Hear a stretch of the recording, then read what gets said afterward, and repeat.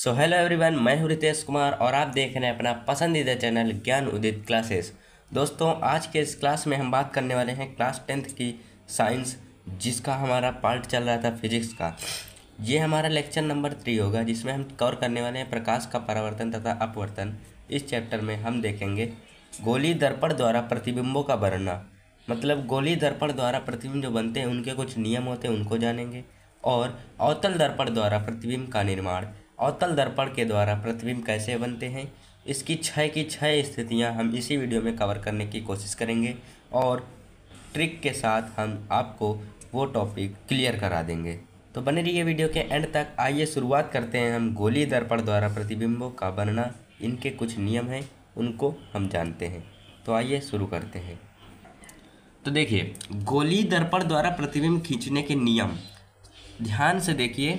हम आपको केवल 3 नियम बताएंगे, पहला, दूसरा और तीसरा, और ये आपको एकदम बेहतरीन तरीके से क्लियर हो जाएंगे। कैसे, देखिए। मान लीजिए कोई एक दर्पण है, ये हमारा अवतल दर्पण हो गया, ठीक है, और ये हमारा उत्तल दर्पण हो गया।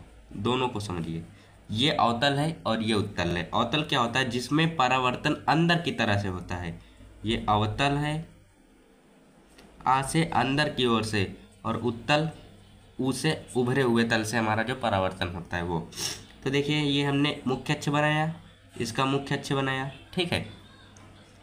अब ध्यान से देखिए, यदि कोई प्रकाश किरण मुख्य अक्ष के समांतर आती है तो वह फोकस से चली जाती है।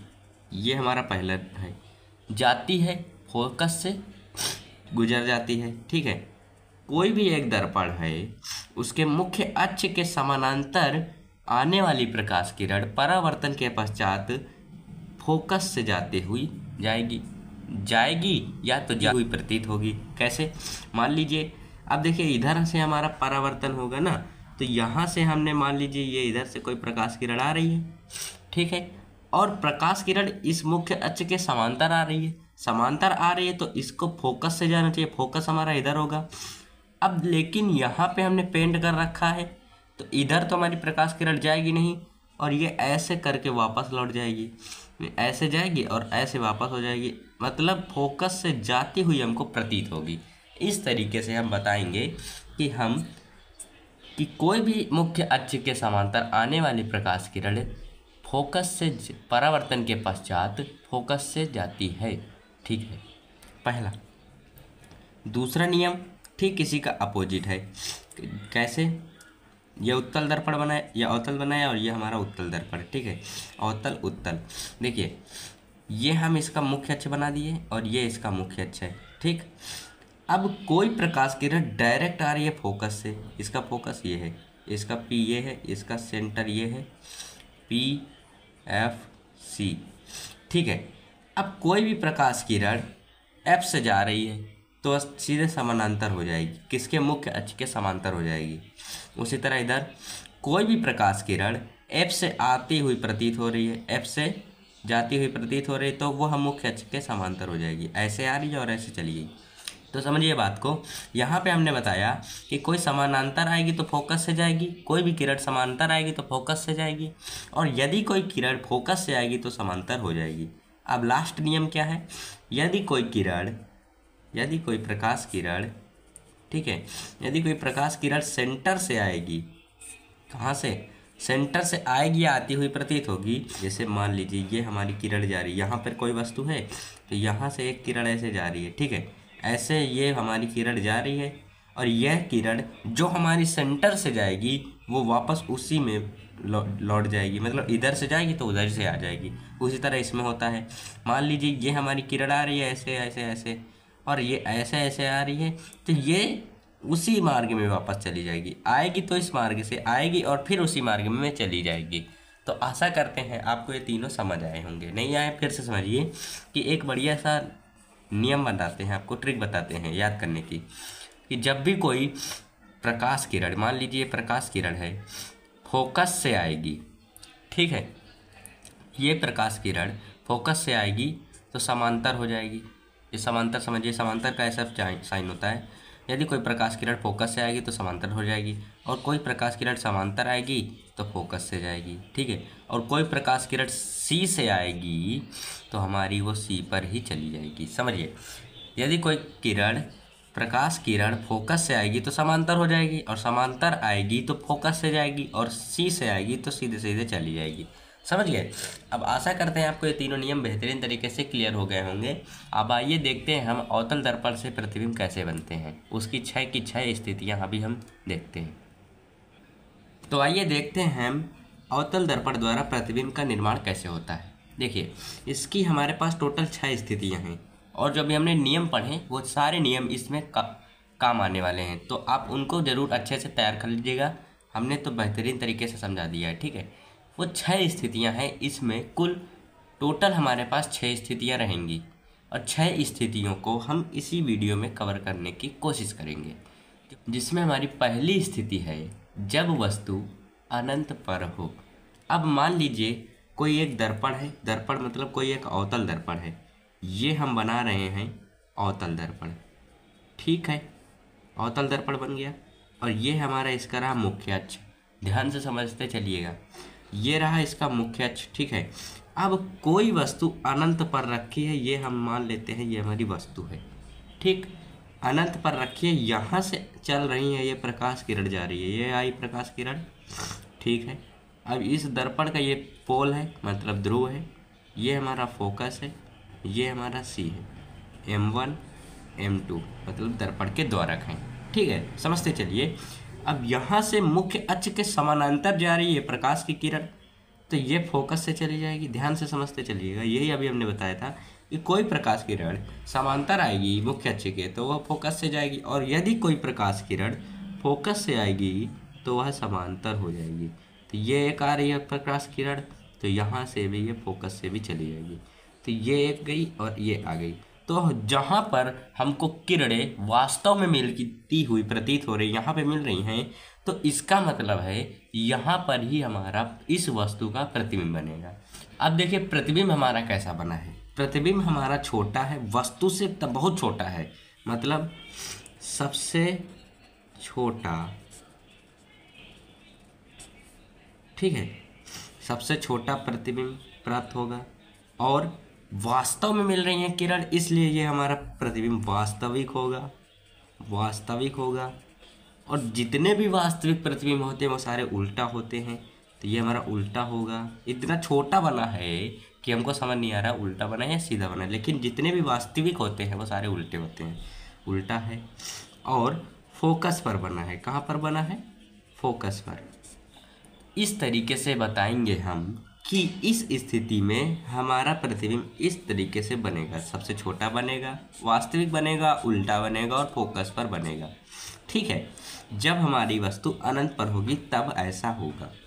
तो हम लिख सकते हैं इस स्थिति में वस्तु का प्रतिबिंब सबसे छोटा, वास्तविक, उल्टा और दर्पण के फोकस पर प्राप्त होगा, ऐसे लिख सकते हैं।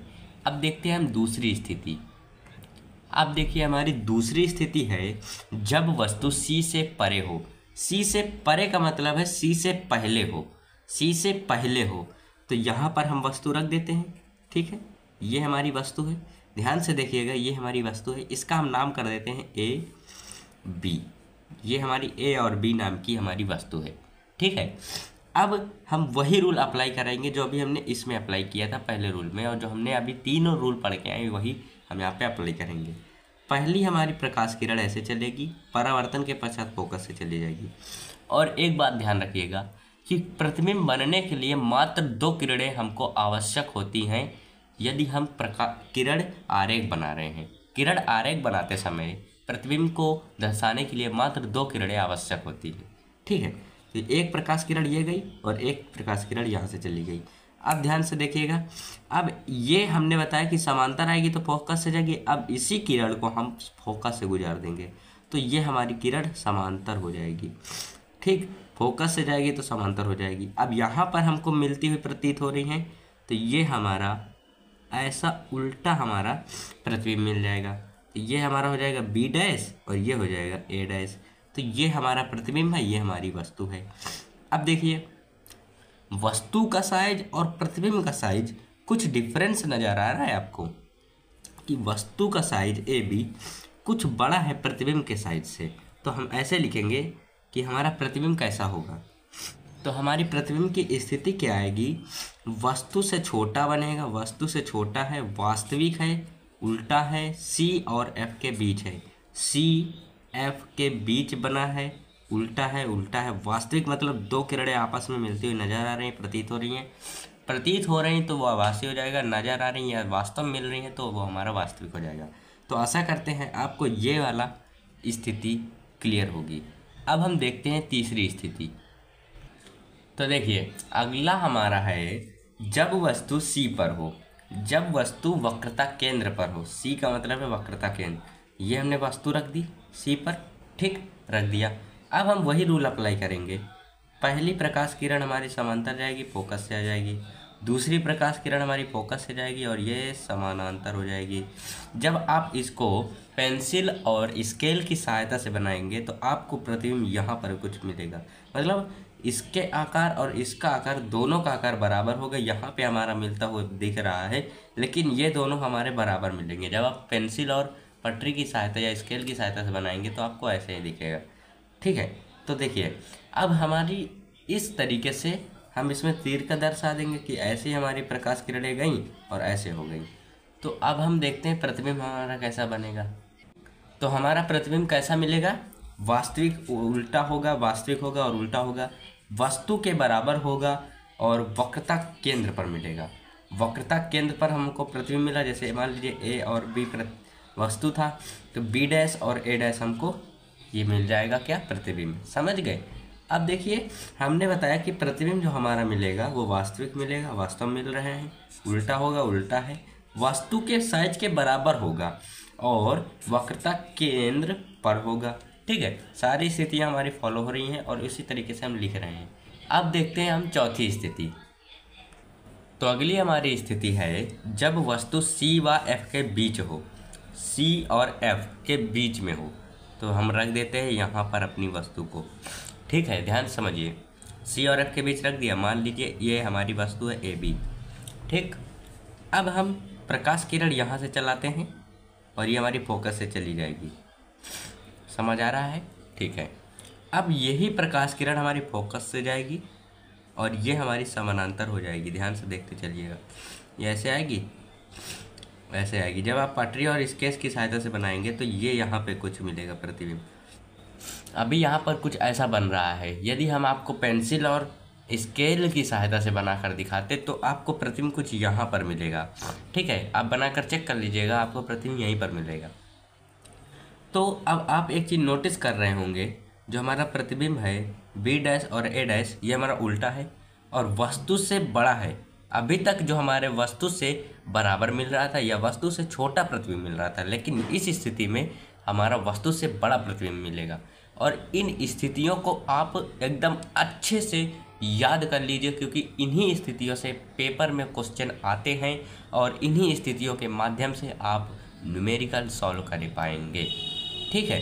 तो आशा करते हैं आपको स्थितियां तो अभी तक बहुत ही ध्यानपूर्वक समझ आ रही होंगी। देखिए अब हम देख लेते हैं इसमें प्रतिबिंब हमारा किस टाइप का बना है। तो देखिए वस्तु से बड़ा हमारा प्रतिबिंब मिला है, हमको पता है। वास्तविक मिला है, पता है, क्योंकि हमारी दोनों किरणें वास्तव मिल रही हैं। उल्टा है, उल्टा है, और सी से परे है, मतलब सी से पहले है। तो इतनी सारी चीज़ें आपको बेहतरीन तरीके से समझ आ गई होंगी, ठीक है। अब देखते हैं हम पांचवी स्थिति, जो एग्ज़ाम की दृष्टि से बहुत ही महत्वपूर्ण है। पांचवी और छठी, तो छठी सबसे ज़्यादा महत्वपूर्ण है, उसको आप ज़रूर से ज़रूर पढ़िएगा। उसके बिना आप एग्ज़ाम में मान लीजिए उससे एक क्वेश्चन आता ही आता है। तो पहले हम देखते हैं पांचवी स्थिति। तो देखिए पांचवी स्थिति है जब वस्तु F पर हो। अभी तक हमने यहाँ तक पहुँचे हैं, अब हमारी वस्तु की स्थिति आ जाएगी F पर, मतलब फोकस पर। और हमने आपको वीडियो के शुरुआत में ही बताया था कि इन स्थितियों को हम याद करने के लिए आपको लास्ट में एक ट्रिक बताएंगे। तो बने रहिए वीडियो को, और उस ट्रिक को जानकर आप इन स्थितियों को बेहतरीन तरीके से याद कर सकते हैं। तो देखिए अब हम वस्तु को रखते हैं F पर, रख दिया, ठीक है। एक प्रकाश किरण चल रही है समांतर, तो F से जाएगी। लेकिन अब दूसरी एफ से तो जा नहीं सकती क्योंकि स्वयं हम वस्तु एफ पर ही रखी है। तो इसलिए अब हम तीसरा नियम अप्लाई कराएंगे, सी वाला।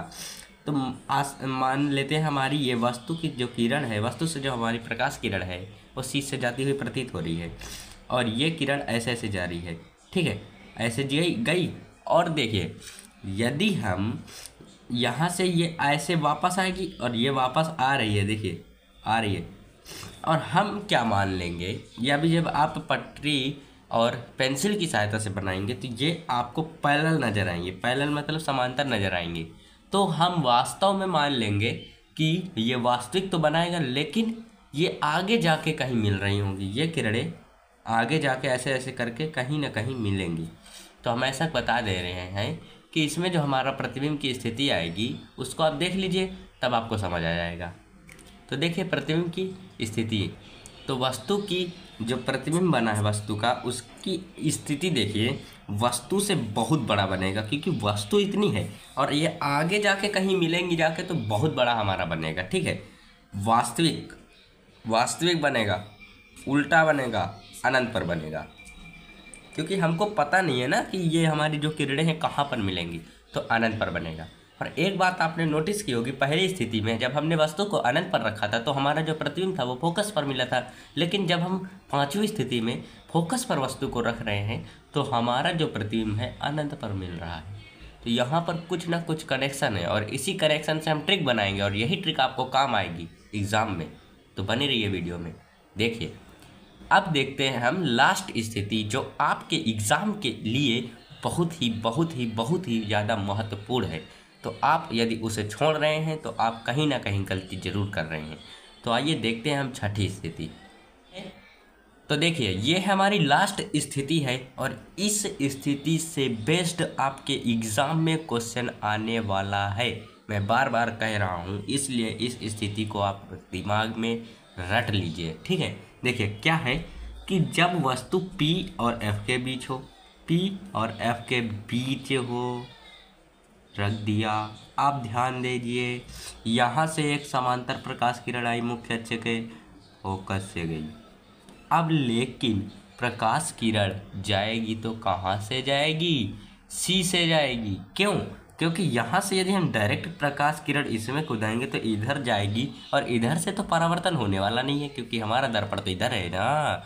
इसलिए अब हम C से एक प्रकाश किरण ऐसे जाती हुई प्रतीत करवाएंगे कि हमारी ये प्रकाश किरण C से जा रही है और ये यहाँ से निकल गई है और ये प्रकाश किरण ऐसे ऐसे निकल जाएगी।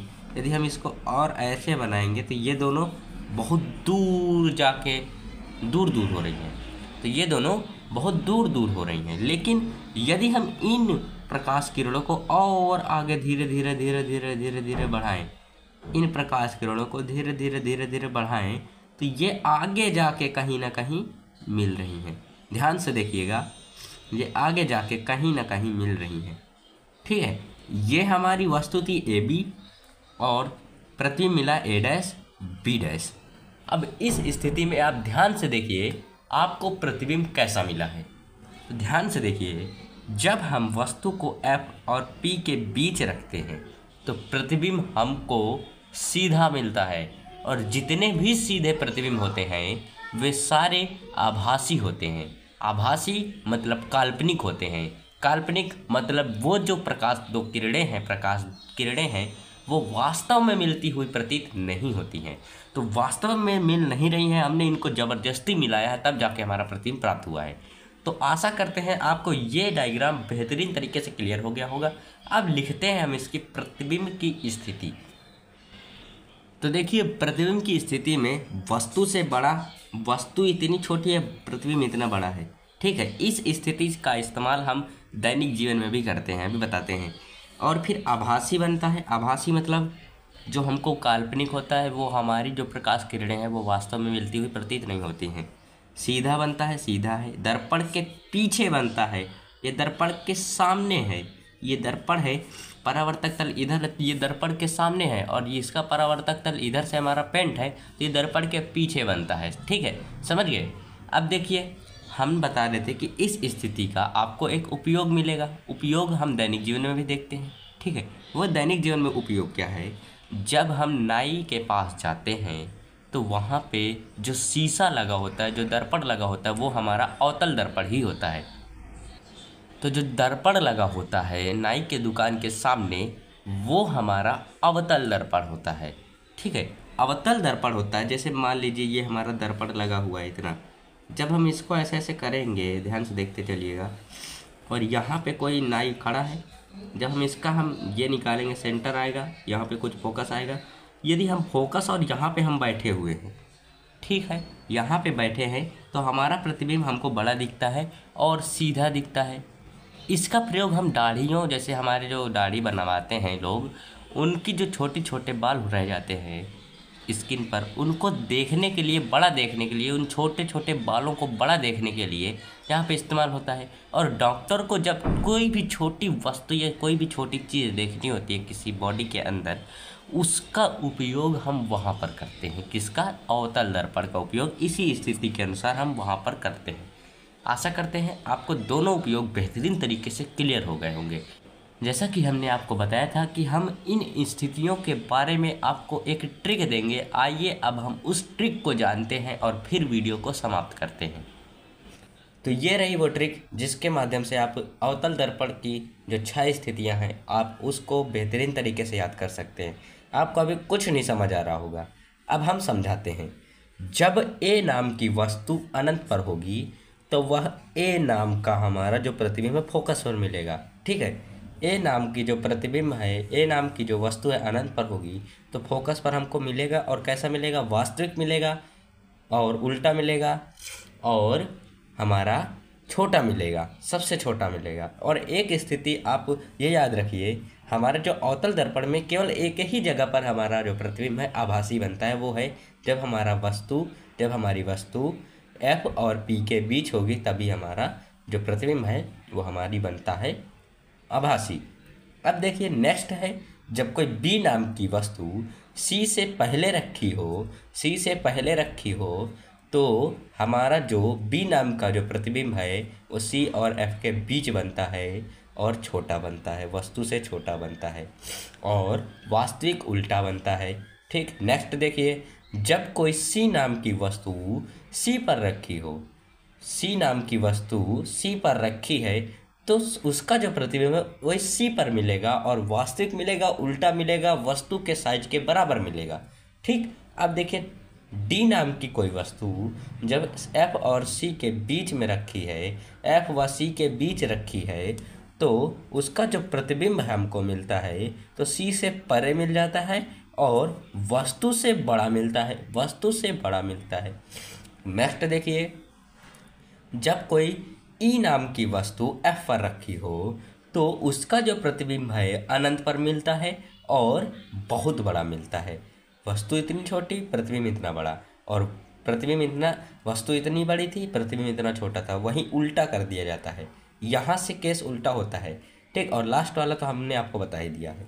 अब देखिए, एक आप यहाँ पे नोटिस कर रहे होंगे कि वस्तु का साइज हर जगह बराबर है, लेकिन जैसे जैसे हम इधर से यहाँ से ऐसे आते चले जा रहे हैं तो वस्तु का साइज बढ़ता हुआ दिख रहा है, इंक्रीज हो रहा है। वस्तु का साइज क्या हो रहा है? इंक्रीज हो रहा है। ठीक है, समझते चलिए, इंक्रीज का मतलब बढ़ता चला जा रहा है। तो जैसे जैसे हम इधर से इधर आएंगे तो वस्तु का जो साइज है, जो प्रतिबिंब का साइज है, वो बढ़ता हुआ चला जाएगा, और जैसे जैसे हम इधर से इधर आएंगे तो प्रतिबिंब का साइज घटता हुआ चला जाएगा। ये आप याद कर लीजिए, बेहतरीन ट्रिक है। आप इसके माध्यम से आपको सारी की सारी स्थितियाँ याद हो जाएंगी। तो आज का यह वीडियो यहीं पर हम समाप्त करते हैं। यदि आपको यह वीडियो पसंद आया हो तो वीडियो को लाइक, और चैनल में नए हो तो चैनल को सब्सक्राइब जरूर कीजिएगा, क्योंकि ये सब बनाने में हमको बहुत मेहनत करनी पड़ती है। तो आशा करते हैं आप हमारी मेहनत को बेकार नहीं जाने देंगे। तो हम मिलते हैं जल्दी नेक्स्ट वीडियो में, तब तक के लिए बाय। जय हिंद, जय भारत।